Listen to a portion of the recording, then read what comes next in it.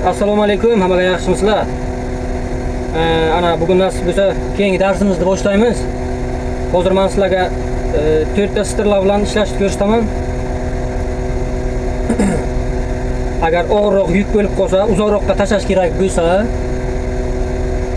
ana o'sha paytga qancha chiqarish kerak 4 ta strlarni hammasini ko'rsatib video qilib boraman.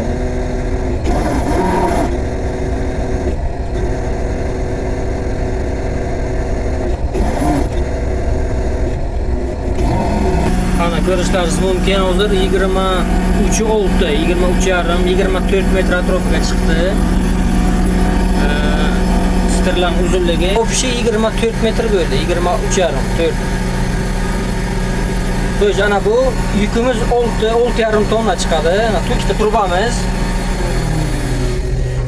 Ana bu ikkita turbamiz 6.5 tonna atrofiga chiqadi. Shuni hozir olib sexning ichiga tashlashimiz kerak.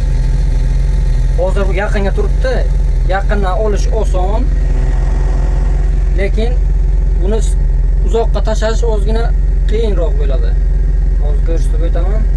Ana bana ikkita yo'l turibdi. Rels, ana shu relsning ustiga kalaska keladi. Kalaskaning ustiga turbani qo'yish kerak. Svatka qiladi-da sexning ichiga. Ana shuni tashlashimiz kerak bo'ladi. Uzoqlik ish yukkacha bo'lgan masofa 10 metr.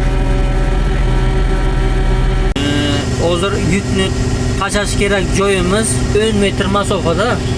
Ana shu 10 metr masofaga 6.5 tonna yukni tashlash kerak. O'sha uchun bu uzoqlik qiladi. Agar 3 talik strlar bilan tashlasa ham bo'ladi-yu, lekin strlar qayrilib ketadi. Qayrilsa strlar sinishi mumkin. O'sha uchun 4 talik 80 chiqariladi, bittani ham qo'shib 5 metrdan qilib 4 tasi ham chiqsa 20 metr bo'ladi. 20-25 metr atrofiga chiqarib keyin tashlasa strlar ham qayrilmaydi, kompyuter ham o'chib qolmaydi, qizilga o'tib qolmaydi.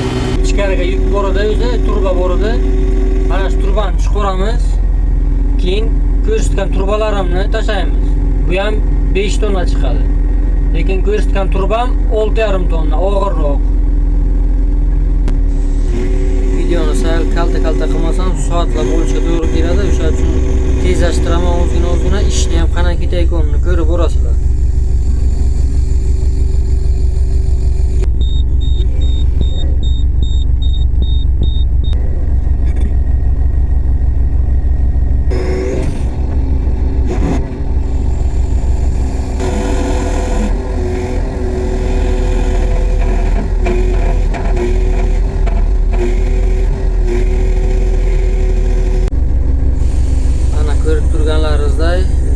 Ana shunday strlarni chiqarib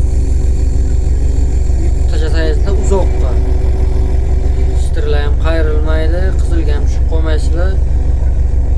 Xavfsiz ishlaysizlar. Nagruska bo'lmaydi kranga. Ana turbamizni ham qo'yib oldik. Ana qarasangizlar, agar svetofor bor, svetofor yashil, sariq, qizil bo'ladi. Yashilga ishlash kerak bo'lsa, aslida sariq o'tib qoldi. Qizilga o'sha apasni bo'ladi. Ana qaranglar. Sariq bo'lib qoldi. 5 tonnaga sariq yo'nadi. 5 tonnadan o'tib qizilga o'tadi.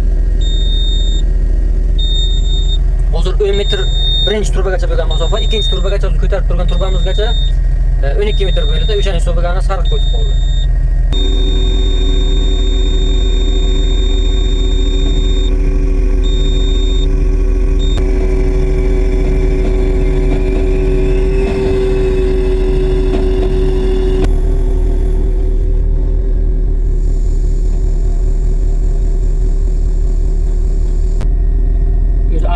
Og'ir yuk bilan ishlagan payt og'ir yukni yer bilan baravar yerga yaqin ushlab etish kerak-da.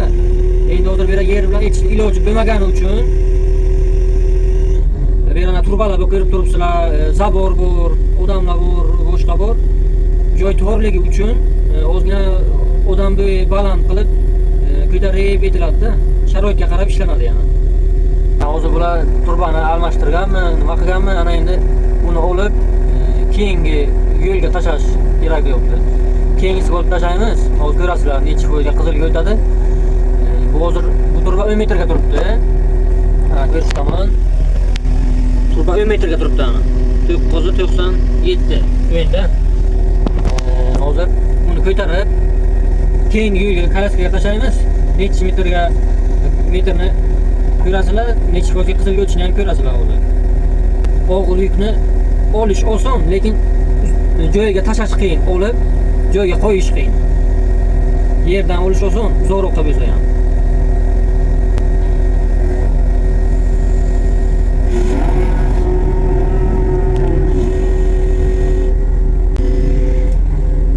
Endi hozir tashlaymiz. Sekin, lekin siltamasdan sekin tashlash kerak bo'ladi-da. Og'irlik bilan ishlagan paytim, yengillik bilan ishlagan paytim.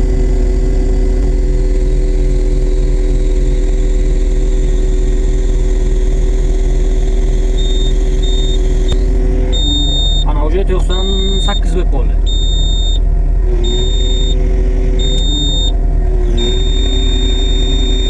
Ana 100 ga o'tib qoldi. Agar uzuq signal bo'lsa, tit qilsa sariq bo'ladi. Agar uzuqsiz tit delasana, eshitibsizlarmi? Qizil bo'ladi. Ana endi sariqqa o'tdi. Uzuq signal bu sariqqa o'tgani haqida ogohlantiradi. Qizilga o'tish xavfi bor, opasni, xavfli ishlaysan, xavfga yaqinlashdi degan ma'noni bildiradi bu uzuq. Bugungi darsimiz ana shundan iborat edi. Men sizlarga o'sha peregruz qaysi payt bo'lishini ko'rsatib bermoqchi edim kompyuterdan, qaysi payt sariq yonadi, qaysi payt qizil yonadi. Video foydali bo'lgan bo'lsa bitta like, bitta podpiska bosib qo'yinglar. Nasib bo'lsa keyingi videolarimga yana kerakli maslahatlar, ma'lumotlar, yana foydali videolarni qo'yib boraman. Hammaga rahmat. Sog' bo'linglar, charchamanglar.